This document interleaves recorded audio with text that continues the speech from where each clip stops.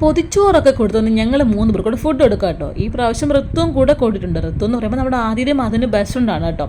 അങ്ങനെ ബലൂൺ പരിപ്പിക്കലും എല്ലാം നടക്കുന്നുണ്ട് ഒരു സൈഡിൽ കൂടെ.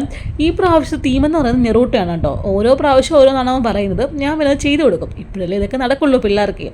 അങ്ങനെ ഞാൻ മീഷോയിൽ നിന്ന് ഓൾറെഡി എല്ലാം ഓർഡർ ചെയ്ത് വെച്ചിട്ടുണ്ടായിരുന്നു.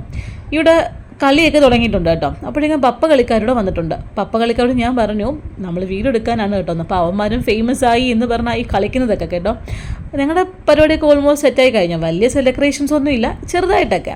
കണ്ണമ്മ എപ്പോഴേക്കും അമ്മമ്മയും കയ്യിലെടുത്തു. കേക്ക് മേടിക്കാൻ ലേശം പോയിട്ടുണ്ട്, ഇപ്പം കൊണ്ടുവരും. കേക്കിൻ്റെ തീം അവൻ മെറോട്ടോ പറഞ്ഞെങ്കിൽ ഞാനത് ചെയ്ത് കൊടുത്തില്ല കേട്ടോ. കാര്യം നമുക്ക് തിന്നൊരു ടേസ്റ്റ് കാണത്തില്ല. അപ്പോൾ ടേസ്റ്റോടെ കഴിക്കണമെങ്കിൽ സാധാ കേക്കാണ് നല്ലത്. അപ്പോൾ ഞാൻ അതിലേക്ക് ഒരു സ്റ്റിക്കർ മേടിച്ച് വെച്ചിരുന്നു. അവന് ഹാപ്പി ആകും, നമുക്ക് ഇഷ്ടമുള്ള കേക്ക് കഴിക്കുകയും ചെയ്യാം. അങ്ങനെ കേക്ക് മുറിപ്പൊക്കെ കഴിഞ്ഞ് ഞങ്ങൾ നേരെ ഫുഡ് കഴിക്കാനായിട്ട് ഇരിക്കുക കേട്ടോ.